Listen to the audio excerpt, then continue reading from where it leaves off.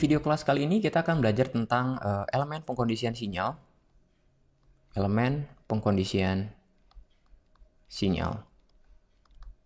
Dan kita akan secara khusus mempelajari salah satu contoh dari elemen pengkondisian sinyal, yaitu Wheatstone Bridge ya. Wheatstone Bridge. Nah, sebelum saya bahas tentang Wheatstone Bridge dan kita pelajari sama-sama, kita akan pelajari ide dari kenapa sih dibutuhkan yang disebut dengan Wheatstone Bridge ya. Atau lebih fundamental lagi, kenapa sih dibutuhkan sebuah elemen pengkondisian sinyal ya. Dan saya akan bahas dari skema dari sistem pengukuran ya. Jadi ini mungkin hanya sekedar review saja.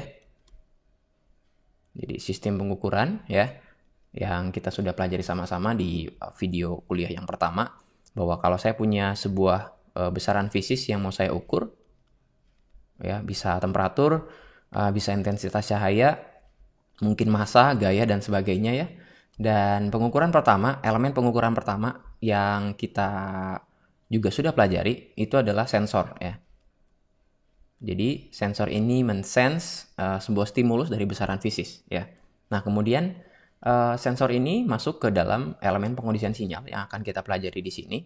Masuk dalam elemen pengkondisian sinyal.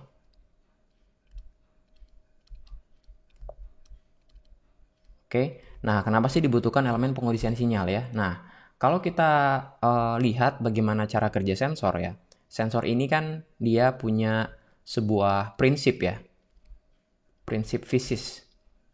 Artinya bagaimana sensor tersebut bisa men-sense stimulus dari besaran fisis ini. Kemudian dia pindahkan, dia konversi besaran fisis tersebut ke dalam bentuk listrik kan ya, ke dalam bentuk sinyal listrik maksudnya ya. Jadi misalkan kalau saya mengukur sebuah temperatur di sini, ya temperatur dalam satuan derajat Celcius misalkan, maka kalau saya menggunakan RTD ya, misalkan untuk yang sensornya yaitu resistance temperatur dependent ya. Jadi dia mengkonversi dari temperatur ke sebuah hambatan ya. Dan hambatan, arus, tegangan itu merupakan besaran listrik kan. Jadi secara prinsip sensor ini memiliki sebuah cara kerja prinsip fisis ya, dan perannya cukup sederhana, yaitu mengubah sinyal stimulus dari besaran fisis menjadi sebuah besaran elektrik ya. Dalam hal ini menjadi sebuah hambatan kalau kita menggunakan RTD ya. Contoh lainnya adalah kalau kita menggunakan thermocouple ya, dari temperatur dia mengubah ke dalam skala milivolt atau bahkan mikrovolt ya. Tapi intinya dua besaran ini adalah besaran listrik kan. Ya, ohm dan juga tegangan ya, atau hambatan dan juga tegangan ya. Bisa juga berupa arus, bisa juga berupa frekuensi dari sinyal AC misalkan ya. Nah, kenapa sih dibutuhkan elemen pengkondisian sinyal ya? Karena kalau kita ingin mengolah sebuah sinyal digital ya, karena dari elemen pengkondisian sinyal ini kan dia akan dilanjutkan ke elemen pemrosesan sinyal. Salah satu contohnya adalah analog to digital, elemen pemrosesan sinyal ya. Ya, kemudian dia akan di display. Sesederhana itu ya. Dan kalau display misalkan bentuknya adalah 7 segment ya, maka diperlukan sebuah elemen analog to digital ya. Dan analog to digital ini pasti dia membutuhkan sebuah sinyal yang bentuknya adalah tegangan gitu. Oke. Nah, persoalannya adalah ketika kita menggunakan sebuah sensor ya, yang outputnya bukan merupakan sebuah tegangan ya. Kalau thermocouple dia skala milivolt, skala mikrovolt, saya tinggal belikan amplifier ya, dan itu pun merupakan salah satu contoh dari elemen pengkondisian sinyal ya. Itu sih jauh lebih straightforward ya. Tapi kalau bentuknya adalah hambatan, dan ini akan kita pelajari, dan disitulah peran dari Wheatstone Bridge ya. Bagaimana output dari sensor yang berupa hambatan kita ubah menjadi tegangan ya. Bagaimana hambatan ini kita ubah menjadi sebuah tegangan gitu ya. Dan disitulah peran dari elemen pengkondisian sinyal ya. Sekali lagi yang kita butuhkan adalah sinyal berupa sinyal tegangan, sehingga dia bisa dikonversi dari tegangan dari tegangan analog ya, dari tegangan analog berupa tegangan ya, satuannya volt, menjadi digital ya. Jadi kan peran dari analog to digital ini adalah saya punya sebuah nilai volt ya, misalkan 5 volt ya, kemudian saya ubah menjadi sebuah digital kan, menjadi ya misalkan 1101 ya. Kalau 5 volt misalkan dia memang betul-betul 10 bit ya, contohnya dalam Arduino ya, maka 5 volt ini akan menjadi sebuah data digital ya, dalam hal ini adalah 1023 ya, 2 pangkat 10 min 1 ya. Itu. Oke, kalau dia 10 bit ya, 2 pangkat n min 1. Oke. Nah, kita akan bahas elemen pemrosesan sinyal di video selanjutnya ya. Kalau di teknik mekatronika maka di minggu depan ya. Dan yang akan saya bahas di sini, yang akan kita pelajari sama-sama adalah elemen pengkondisian sinyal ya. Jadi sekali lagi, peran dari elemen pengkondisian sinyal ini adalah mengubah sinyal listrik yang bukan merupakan volt, baik itu hambatan ya. Dan di situ adalah peran dari Wheatstone bridge ya. Baik itu mungkin hambatan, saya tulis di sini ya, hambatan, arus, kemudian bisa berupa frekuensi ya, atau besaran listrik lainnya ya, kapasitif misalkan ya, kapasitif, atau dia merupakan induktansi ya. Intinya apapun besarannya yang bukan merupakan tegangan ya, kita harus ubah ini menjadi sebuah satuan tegangan ya. Atau sebuah tegangan yang terlalu kecil, dalam hal ini misalkan termokapel, dia keluarannya adalah milivolt dan mikrovolt, kita mau masukkan ke dalam analog to digital, maka kita membutuhkan sebuah tahap pengkondisian sinyal ya, kita amplify ya. Jadi amplifier juga salah satu contoh dari elemen pengkondisian sinyal ya. Intinya perannya adalah dia mengubah sebuah sinyal yang bukan merupakan tegangan atau tegangan yang terlalu kecil ya, menjadi sebuah nilai tegangan sehingga bisa diproses oleh analog to digital conversion gitu. Oke, ADC ya. Nah, disitulah peran dari Wheatstone bridge. Oke, jadi secara khusus sebetulnya Wheatstone bridge ini membantu mendeteksi atau menghitung output dari sensor berupa perubahan dari hambatan ya menjadi sebuah tegangan gitu ya. Nah, pertanyaannya adalah kenapa sih kita butuhkan Wheatstone bridge ya? Dan by the way, mungkin saya harus masuk sekarang ke Wheatstone bridge. Ya. Jadi Wheatstone bridge ini sebetulnya secara sederhana saya bisa gambarkan di sini bahwa dia terdiri dari hambatan ya yang dirangkaikan secara diamond ya. Seperti ini ya. Oke, kurang lebih ya seperti inilah ya. Kemudian saya berikan sebuah sumber tegangan di sini ya. Kemudian saya ambil outputnya di sini ya. Jadi ini adalah VO ya. Ini adalah VS, V source ya. Kemudian ini ada titik A, biasanya ini titik A, ini titik B, ini titik C, ini titik D ya. Kemudian kita ambil VO-nya ya. Nah, lalu di salah satu dari hambatan ini ya, di sini ada R1, misalkan ini R2 ya, R3. Nah, salah satu hambatannya itu diberikan sensornya ya. Dalam hal ini saya kasih notasi Rx ya. Nah, seperti itu ya. Jadi Rx ini adalah sensor yang berbasis hambatan. Sensor yang berbasis hambatan. Secara umum bukan hanya hambatan ya, tapi bisa berupa kapasitif ya, bisa berupa induktansi juga, ya kan? Nah, secara umum sih hambatannya bukan hanya dalam R saja ya, tapi paling banyak sih kita menggunakan R ya, yang berbasis pada resistansi ya, atau lebih umum dia berupa impedansi. Oke, saya tulis di sini ya. Nah, ini adalah Wheatstone bridge, tapi sebelum saya masuk ke Wheatstone bridge mungkin saya akan memberikan ide dari kenapa sih dibutuhkannya Wheatstone bridge ya. Nah, misalkan kalau saya punya sebuah sensor berbasis hambatan, misalkan RTD ya, tadi resistance temperature dependent ya, sensor berbasis hambatan. Ya, contohnya ya saya sebut aja beberapa contohnya ya, RTD tadi ya, resistance temperature dependent, bisa juga strain gauge untuk mengukur tekanan dan juga massa. Kemudian bisa juga LDR ya, light dependent resistor ya. Intinya semua sensor yang mengubah besaran fisik apapun itu menjadi sebuah perubahan resistansi, ya. Nah, jadi dia mengubah seperti itu ya. Apapun itu, temperatur, gaya ya. Kalau di sini mungkin ini adalah temperatur, bisa gaya, bisa massa, tergantung cara pakai strain gauge-nya. Ya, ini adalah intensitas cahaya. Oke. Nah, pertanyaannya adalah kenapa sih kok sampai harus kita gunakan Wheatstone bridge? Ya, kenapa? Kan gampangnya gini kan. Kalau ada sebuah elemen berbasis hambatan, kenapa nggak? Ya udah, straightforward aja ya. Mari kita gunakan rangkaian sederhana yang seperti ini ya. Jadi saya punya sumber tegangan di sini. Oke, ini plus, ini minus. Kemudian saya rangkaikan dengan sebuah sensor. Gitu aja sebetulnya kan. Ini adalah sensornya, misalkan ini adalah Rx-nya. Kemudian ya udah, saya tinggal ukur saja arusnya ya. Jadi kalau saya tambahkan arus di sini, mungkin gambarnya biar lebih jelas ya. Ini ada, kemudian ada ampere meter aja kan? Ampere meter. Nah, gini kan. Ya udah, kenapa nggak ini sensornya yang berbasis pada resistansi? Ya, saya punya V di sini ya. Lalu saya ingin tahu berapa hambatannya ya, sensor yang berbasis resistansi.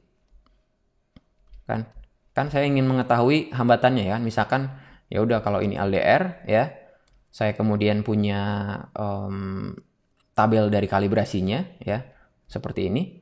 Ini hambatannya berapa, kemudian intensitas cahayanya berapa kan? Saya punya daftarnya, oke? Lalu ya udah, kenapa nggak saya hitung saja dengan arusnya kan? Paling sederhana kan demikian ya. Nah, tapi rangkaian seperti ini, cara ukur seperti ini punya problem ya. Ya, kenapa sih kita bilang ini punya problem ya? Karena begitu kita menghitung bahwa R adalah pakai gunakan hukum Ohm kan, V per I ya. Kalau V-nya saya tahu dan dia adalah V yang sama terus kan. Misalkan saya gunakan 1 volt ya. Lalu let's say A-nya adalah misalkan setengah ampere ya. 0,5 ampere gitu.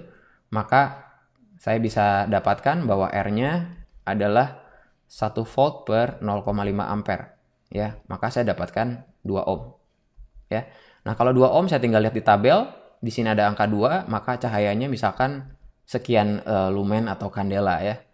Seperti itu ya. Kalau dalam satuan intensitas cahaya ya.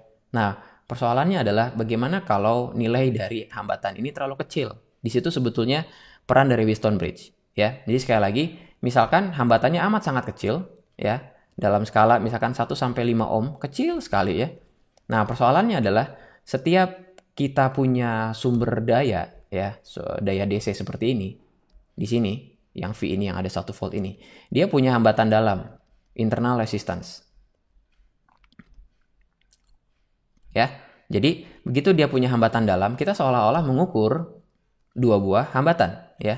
Jadi kalau saya gambarin lagi di sini, sorry loncat-loncat ya. Anyway, kalau dia punya hambatan dalam, maka seperti saya mengukur sebuah hambatan dalam, ada ampere meter di sini, kemudian ada hambatan dari sensornya, ya. Saya mengukurnya seperti ini, oke? Jadi ini adalah R internal dari sumber daya ini, kemudian begitu saya gunakan ampere, ada satu sensor berbasis hambatan di sini, ya. Ini adalah R-nya. Maka begitu saya menghitung dari arusnya, dia terpengaruh dari hambatan internalnya, ya. Dan persoalan ini muncul ketika satu, perubahan resistansinya terlalu kecil, kan kita mau alat yang sangat akurat dan juga dia bisa punya resolusi yang bagus kan, ya. Tapi begitu dia perubahan hambatannya kecil, ya, atau hambatannya sangat kecil, dan itu bisa dibandingkan dengan hambatan internal dari baterai atau sumber tegangan, maka pengukuran arusnya sudah tidak lagi valid, sudah memberikan error karena yang diukur bukan hanya hambatan dari sensornya. Begitu. Oke? Dan jangan lupa ampere meter juga punya hambatan dalamnya juga, ya. Dan itu juga akan berpengaruh pada pengukuran, gitu, ya. Jadi sesimpel ini juga punya persoalan, gitu kan. Nah, gimana kalau pakai hambatan pengganti, bukan hambatan pengganti ya. Gimana kalau menggunakan pembagi tegangan, ya. Jadi ini cara pertama yang tidak terlalu baik karena ada hambatan internal. Bagaimana kalau kita gunakan cara kedua? Dan biasanya cara kedua ini biasa dipakai untuk hambatan yang nilainya tidak terlalu besar ya. Ya, misalkan oke, saya gunakan sumber tegangan di sini, kemudian ada resistansi, baru ada resistansi lagi ya. Jadi di sini ada V source-nya, ini plus ini minus. Kemudian ini adalah sensornya ya, R sensor. Ya. Lalu ada satu R lagi di sini, misalkan diberikan R1 ya. Kemudian kita gunakan voltmeter. Kita gunakan voltmeter di sini ya. Maka ya ini juga straightforward ya. Saya bisa mengkonversi R sensor menjadi sebuah tegangan ya. Nah, persoalannya di mana? Sebetulnya persoalannya sama lagi. Kalau misalkan hambatan ini terlalu kecil, R sensor kecil, R1 juga relatif kecil ya. Kemudian hambatan dalamnya juga dia punya hambatan dalam yang relatif kecil juga, maka kita mendapatkan persoalan yang sama ya ketika kita langsung mengukur dari hambatan ini ya. Jadi kita ingin mencari cara bagaimana menghitung sebuah perubahan resistansi atau terlebih resistansi yang kecil ya, menjadi sebuah pengukuran yang punya resolusi lebih baik, akurasi lebih baik juga ya. Nah, disitulah peran dari Wheatstone bridge ya. Peran dari Wheatstone bridge. Oke. Nah, sekali lagi Wheatstone bridge biasanya kalau kita baca di buku-buku teks ya, rangkaiannya diamond ya. Jadi tadi seperti yang saya gambarkan, di sini ada resistor. Kemudian ini titik yang dimana kita mengukur ya. Ada resistor lagi, ada resistor lagi. Gitu. Oke. Jadi ini adalah VO-nya. Ya, ini R1, R2, ini R3, ini Rx-nya. Ya. Ini VS gitu. Ya, ini Wheatstone bridge ya. Nah, kita akan melakukan analisa sederhana bagaimana menghitung VO-nya ya. Walaupun sebetulnya yang diukur itu bukan VO-nya, tapi yang kita mau tahu adalah nilai Rx-nya ya. Karena mungkin saya harus berikan lingkaran di sini bahwa Rx-nya itu adalah sensor berbasis hambatan. Ya. Jadi yang dicari dari Wheatstone bridge adalah Rx-nya ya. Dengan cara membalanskan rangkaian ini ya. Balance itu artinya dalam keadaan balance seimbang ketika VO-nya sama dengan 0 ya.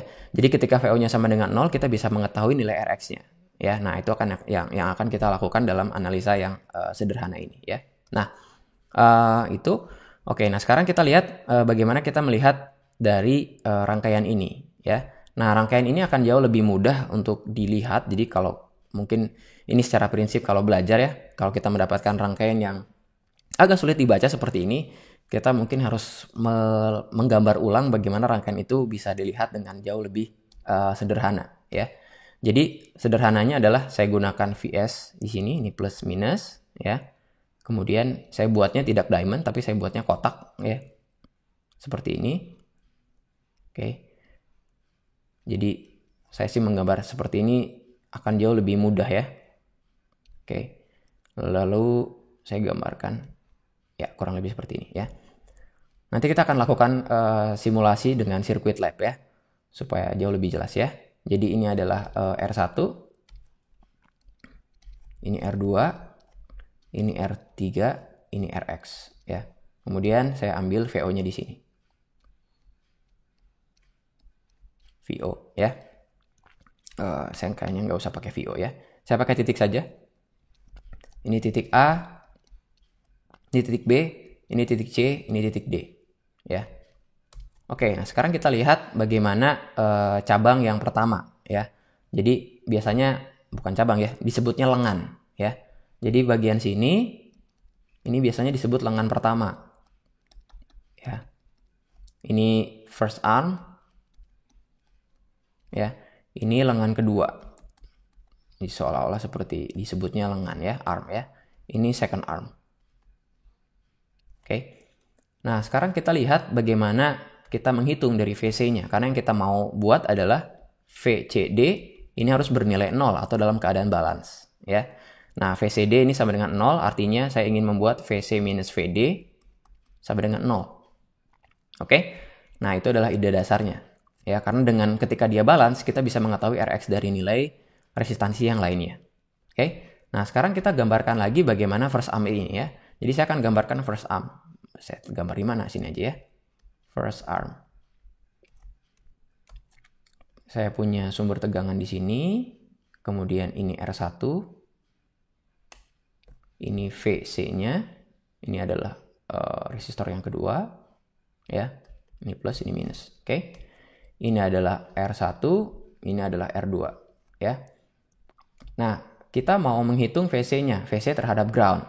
Ya kan? Artinya, kalau saya ingin menghitung VC terhadap ground, saya seperti membuat rangkaian pembagi tegangan. Kan ya? Ini adalah ground-nya. Di sini. Ya.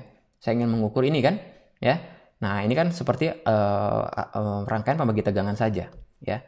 Maka VC-nya itu adalah R2 per R1 plus R2. Rangkaian pembagi tegangan biasa.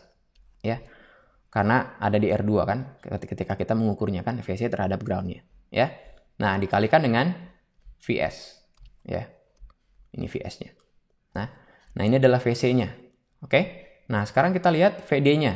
Ya. Kalau VD-nya second arm, saya gambarkan di sini. Second arm. Ya. Dan bisa dilihat sebetulnya sama-sama juga ya. Di sini ada VS-nya.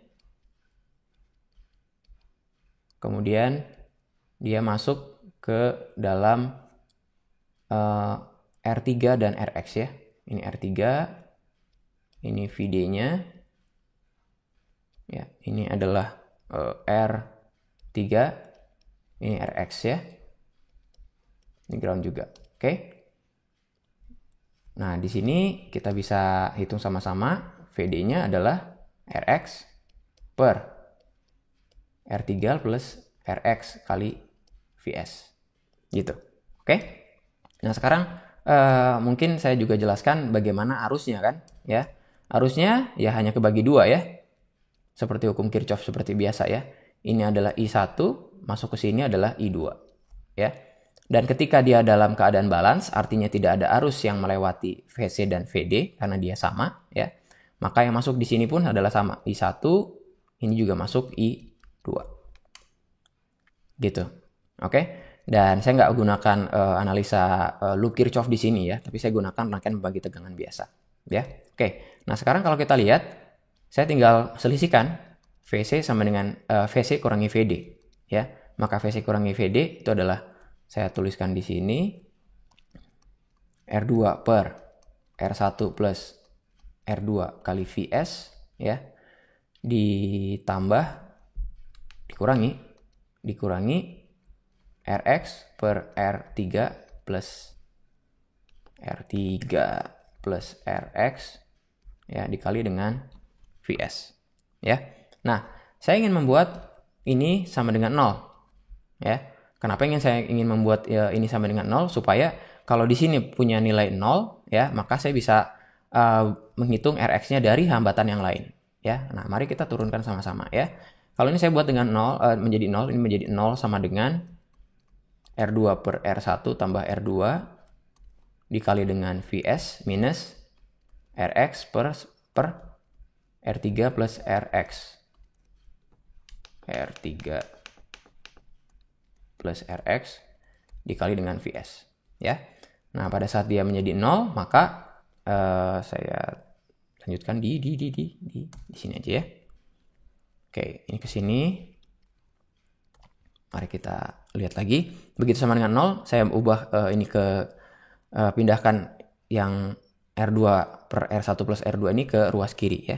Jadi saya dapatkan R2 per R1 tambah R2 dikali Vs sama dengan Rx per R3 plus Rx, bukan R4, Rx kali dengan Vs ya.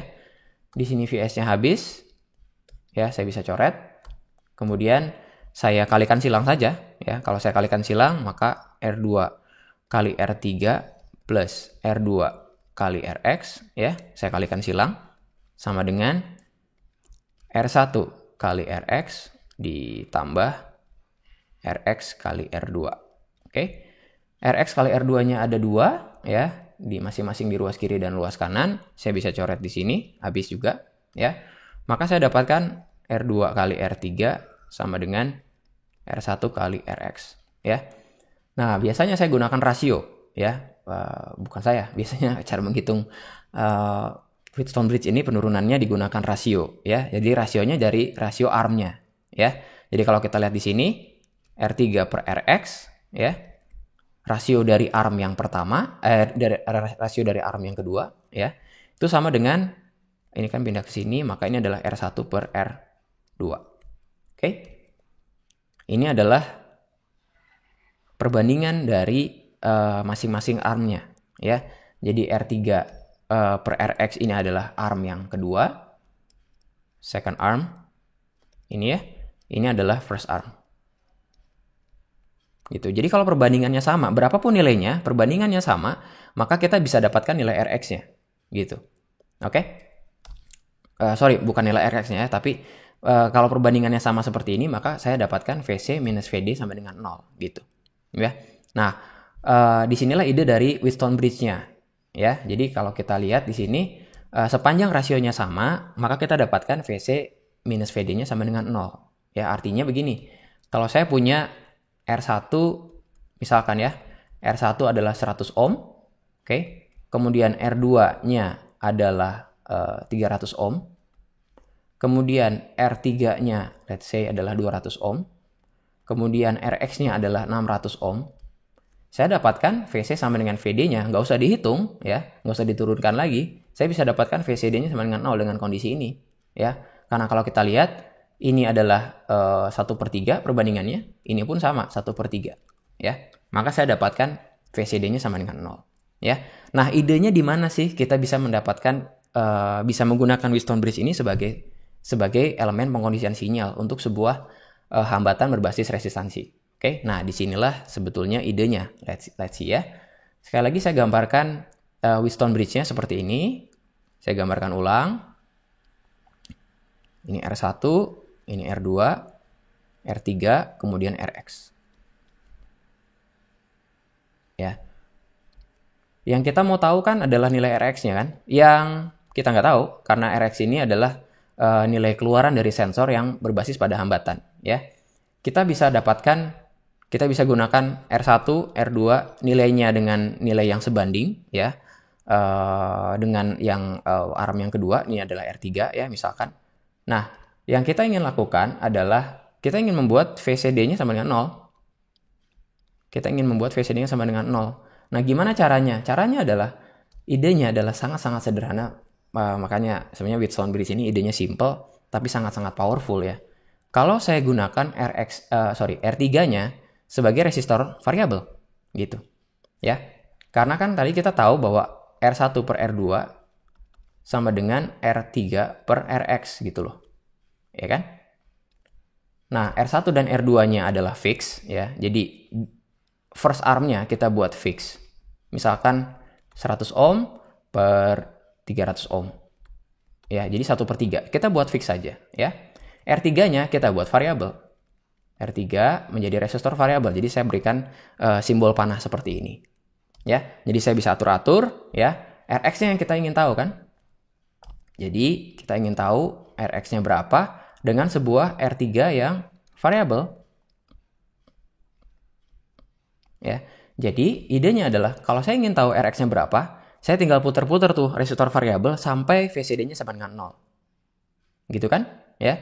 Karena dengan demikian saya bisa dapatkan nilai Rx-nya.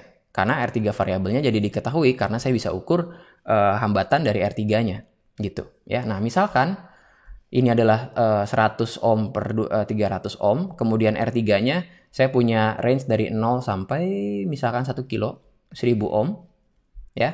Kemudian begitu diputar-putar, pas dapat nih R3-nya adalah R3-nya itu misalkan 500 ohm. Ya. Maka saya bisa tahu dong Rx-nya berapa. Karena ini adalah 1/3, ini pun harus 3 kalinya. Rx-nya berarti 1500 ohm. Gitu. Ya. Begitu saya tahu Rx-nya berapa, maka saya bisa konversi ini menjadi ya temperatur. Misalkan kalau ini merupakan resistance temperature dependence. Gitu. Ya, seperti itu. Oke. Nah, kalau dia berubah lagi, ya, dia berubah lagi misalkan jadi 1510, kita tinggal ubah lagi R3-nya, ya. Jadi saya mendapatkan balance-nya di VCD ini sama dengan 0, ya. Nah, oleh karena itu, Wheatstone bridge disebut metodenya adalah null method. Ya. Null method itu adalah kita membalanskan sesuatu, dalam hal ini VCD sama dengan 0, ya. Sehingga variabel yang tidak diketahui itu bisa diketahui dari variabel yang fix gitu. Ya. Itu sebetulnya ide dari null method, ya. Jadi sekali lagi null method itu apa? Kita membuat balance, kita bikin 0 ya dalam alat ukur tersebut sehingga entitas yang ingin kita tahu, ya, dalam hal ini sensor atau besaran apapun, ya, itu dapat diketahui dari variabel yang sudah fix gitu kan. Jadi sekali lagi, saya ingin mengetahui nilai Rx dengan membalanskan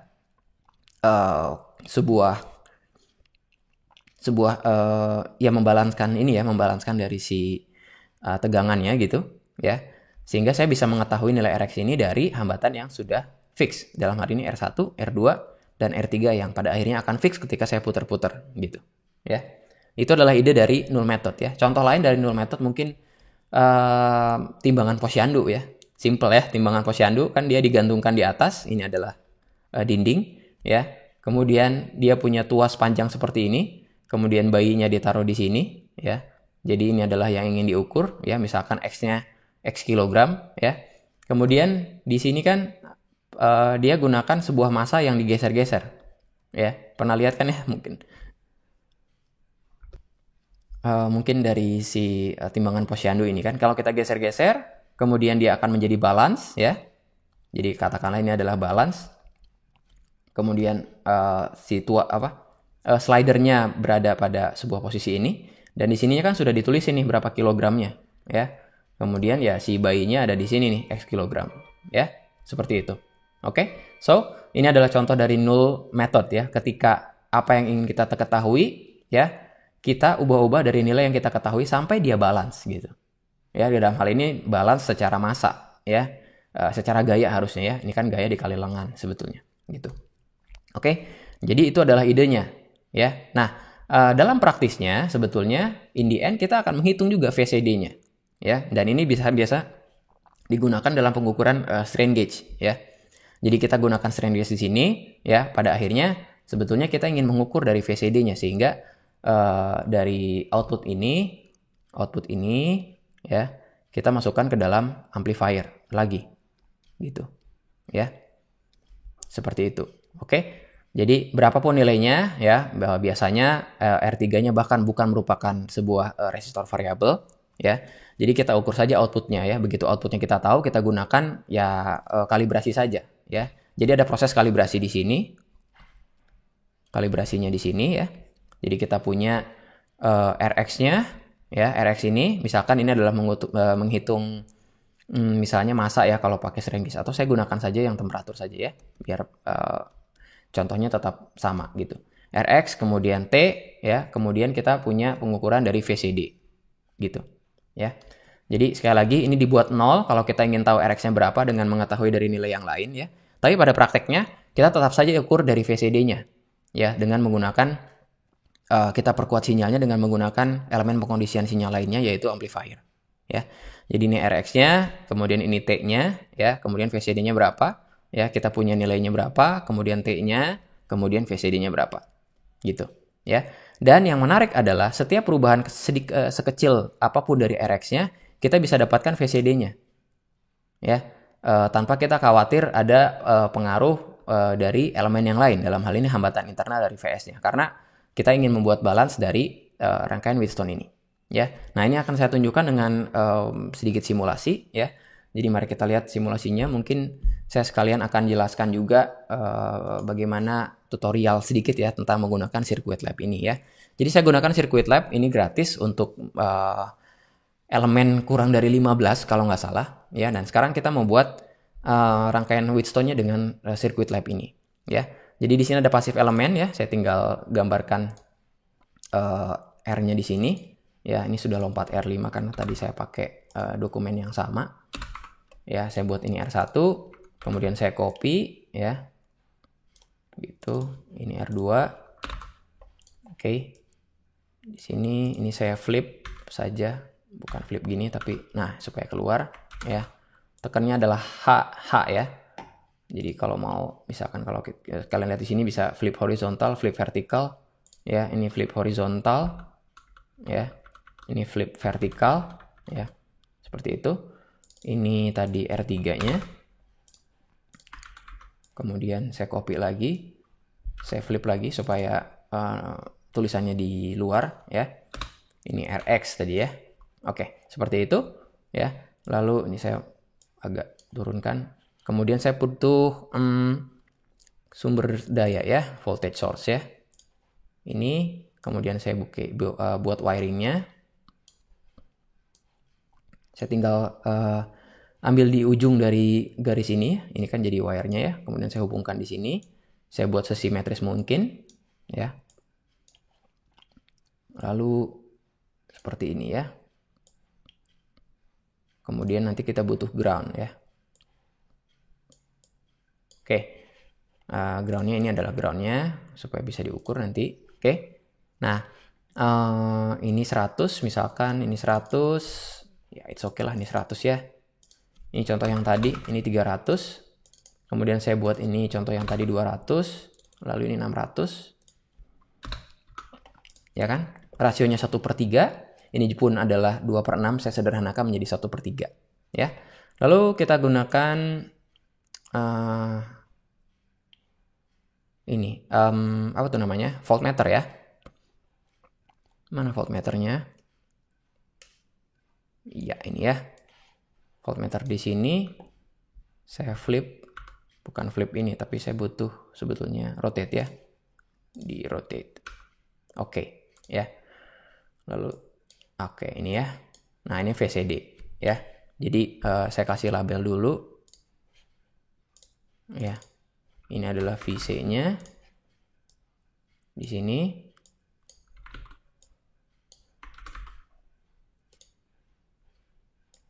Oke, ini adalah VD-nya. Tadi saya copy paste seperti ya, copy paste seperti biasa ya. Ini VD-nya. Oke. Nah, sekarang kita tinggal simulasikan saja ya. Jadi kita tinggal klik simulate di sini ya. Kemudian ya kita gunakan DC solver ya. Jadi ini adalah simulasi untuk DC-nya ya. Saya kasih titik di sini, saya kasih titik di sini. Jadi ini seperti probe saja ya. Begitu saya klik di sini, ini akan muncul nih V di sini ya. Nah, setelah dibuat simulasinya, nilainya adalah 0 ya untuk voltmeter di sini. Dan nilai VC-nya yang UN4 dan UN2 ini adalah VC, ini adalah VD.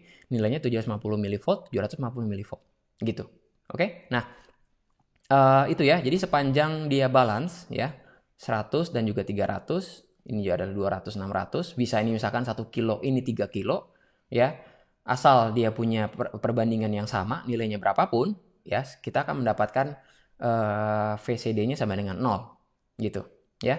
Nah, misalkan ternyata begitu mengukur sebuah temperatur yang baru, misalkan nilainya berubah nih ya. Jadi 610 ohm misalkan ya. Ya udah, kita tinggal ukur lagi ya. Pada saat kita ukur di sini, sekarang nilainya jadi berubah nih ya. Saya taruh di sini, saya taruh di sini, saya run ya. Nah, nilainya kan jadi berubah nih, ada 3,086 mV. Ya, ketika sudah unbalance gitu, ya. Dia naik lagi misalkan 611 ya. Ingetin nih 3,086. Saya simulasikan lagi jadi 3,391. Ya.